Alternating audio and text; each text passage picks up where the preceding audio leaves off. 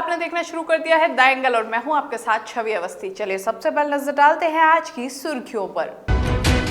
सोनिया गांधी ने NEET JEE परीक्षा को लेकर जारी किया वीडियो, कहा छात्रों के भविष्य के संबंध में उनकी सहमति के साथ लिया जाए फैसला। छत्तीसगढ़ में दिखने लगा सेना के नक्सल विरोधी अभियान का असर, जिन मलेशिया कमांडर ने किया पुलिस के सामने आत्मसमर्पण।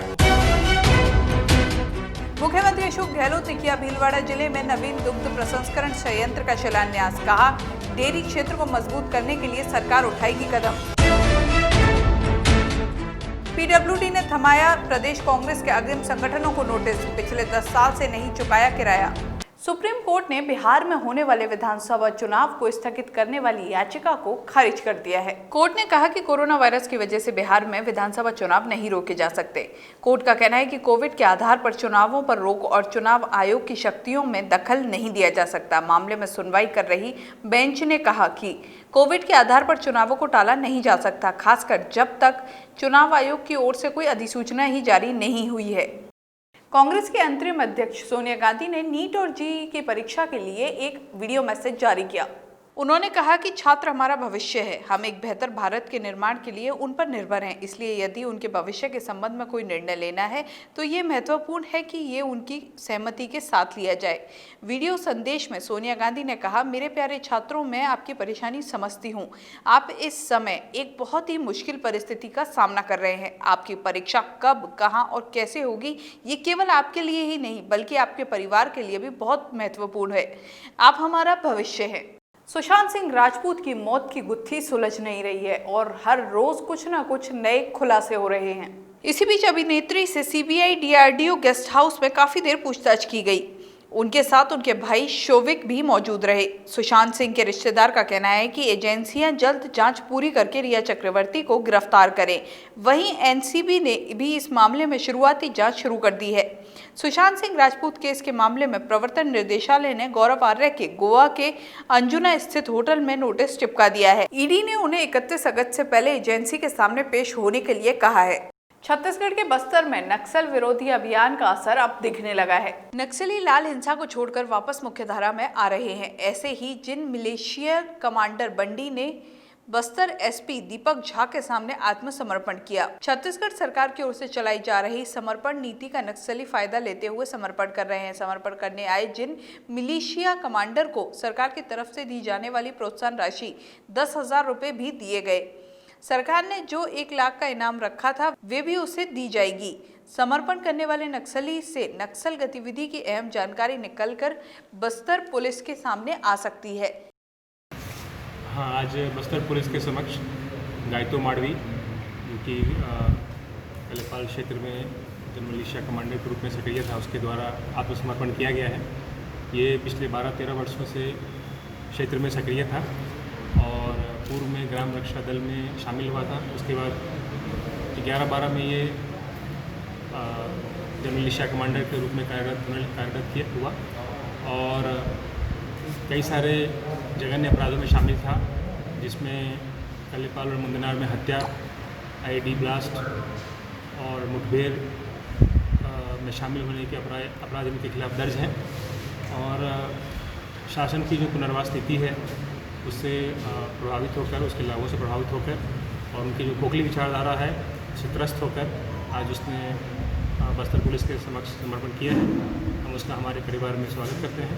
और अन्य जो भी लोग क्षेत्र में सक्रिय हैं, जैसे कि ये दरभा के पटना के कलेपाल और उससे लगा हुआ मारजू क्षेत्र में सक्रिय था, उस क्षेत्र में अन्य जो लोग सक्रिय हैं और पूरे जिले में जो अन्य लोग सक्रिय हैं, उन सभी से आग्रह करेंगे कि आप भी शासन की पुनर्वास नीति का फायदा उठाएं और समर्पण करें। छत्तीसगढ़ का बस्तर नक्सल प्रभावित क्षेत्र है। यहाँ नक्सल विरोधी अभियान के तहत बड़े बड़े ऑपरेशन चलाए गए। बरसात के दिनों में जवानों को परेशानी का सामना करना पड़ता है, फिर भी जवान मुस्तैदी और बहादुरी से नक्सलियों को गिरफ्तार कर रहे हैं। दक्षिण बस्तर के दंतेवाड़ा से एक ऐसी तस्वीर सामने आई है जिसको देखने के बाद हर कोई जवानों को सलाम कर रहा है। दंतेवाड़ा के जंगलों में डीआरजी के जवान जान की परवाह किए बगैर बारिश में भी लगातार गश्त कर रहे हैं। पीठ पर लगे भारी भरकम सामान हथियार के साथ गश्त पर निकले जवान एक दूसरे का हाथ थामे इस तरह उफनती नदी नालों की मुश्किलों को भी पार कर रहे हैं। इन इलाकों में नक्सलवाद का खात्मा जवानों की इस तस्वीर को देखते हुए बस्तर आईजी सुंदरराज पी ने जवानों के हौसलों को बढ़ाया है। विगत वर्षों में बस्तर में तैनात विशेष फोर्स जैसा डीआरजी, एसटीएफ, कोबरा और बाकी अन्य जो केंद्रीय सैनिक बल भी है, सभी प्रकार की परिस्थिति में नक्सल विरोधी अभियान संचालित करने के लिए अपने आप को मानसिक रूप से एवं शारीरिक रूप से तैयार रखते हैं। उनके लिए अच्छा ट्रेनिंग भी हुआ। इसी के परिणाम स्वरूप गर्मी हो, बरसात हो, ठंड की सीजन हो, सभी प्रकार की परिस्थिति में लगातार नक्सल विरोधी अभियान संचालित की जाती है।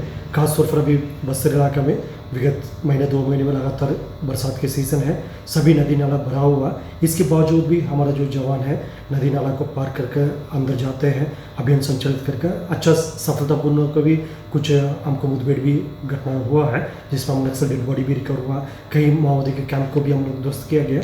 इस प्रकार का हाल फिलहाल में इस प्रकार का जो परिस्थिति में भी हमारा जो स्पेशल फोर्सेस ने अच्छा कार्य किया।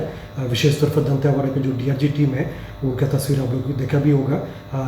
पूरा भरा हुआ जो नदी नाला को पार करते हुए नक्सल विरोधी अभियान संचालित करके नक्सल के कैंप को ध्वस्त की गई थे। और बीजापुर में भी, सुकमा में भी अभी अगस्त महीने में हम लोग का 6 माओवादियों का डेड बॉडी रिकवर की गई थे। इस प्रकार का जो सुरक्षा बल के द्वारा इस परिस्थिति में भी सफलतापूर्वक और सावधानीपूर्वक नक्सल विरोधी अभियान संचालित की जा रही है। छत्तीसगढ़ के लोरमी में बारिश ने सितम ढा रखा है। लगातार हो रही बारिश से आम जनजीवन काफी अस्त व्यस्त हो चुका है।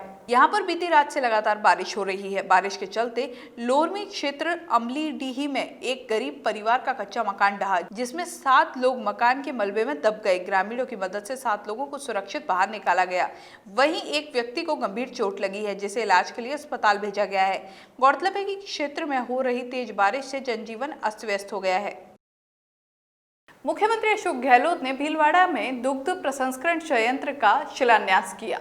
अगस्त 2022 तक तैयार होने वाले इस संयंत्र की क्षमता 5 लाख लीटर प्रतिदिन होगी। सीएम गहलोत ने वीसी के माध्यम से शिलान्यास किया। उन्होंने कहा कि प्रदेश में डेयरी सेक्टर को बढ़ावा देने के लिए राज्य सरकार जिला दुग्ध उत्पादन सहकारी संघों को पूरा प्रोत्साहन देगी। कृषि एवं पशुपालन ग्रामीण क्षेत्र में आजीविका का मुख्य आधार है।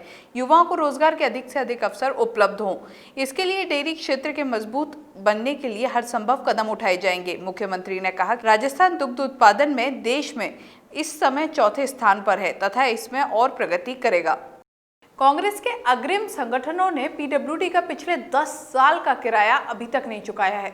यूथ कांग्रेस, एनएसयूआई, सेवादल कांग्रेस के भवनों का पिछले 10 साल में करीब 21.5 लाख रुपए का बकाया हो चुका है। इस मामले में पीडब्ल्यूडी कई बार इनको नोटिस जारी कर चुका है। इन तीनों संगठनों के भवन का किराया 1800 रुपए प्रतिमाह है।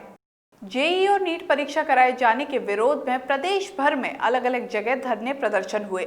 झुंझुनू में कलेक्ट्रेट के सामने एनएसयूआई के छात्रों ने धरना प्रदर्शन किया। एनएसयूआई के कार्यकर्ताओं ने केंद्र सरकार के खिलाफ छात्र दमनकारी नीतियों का विरोध किया। उन्होंने कोरोना के चलते जेईई नीट परीक्षा की तारीख आगे बढ़ाने के लिए कलेक्टर को ज्ञापन दिया। सभा को संबोधित करते हुए छात्र नेता आमिर कुहाड़ू ने कहा कि छात्र छात्राओं के लिए संघर्ष करने में कभी पीछे नहीं हटेंगे। दिल्ली की नौबत आई तो दिल्ली भी कूच करेंगे। इस बुलेटिन में बस इतना ही। अगर आपको ये वीडियो पसंद आए तो हमारे चैनल को सब्सक्राइब करना ना भूलें। नमस्कार।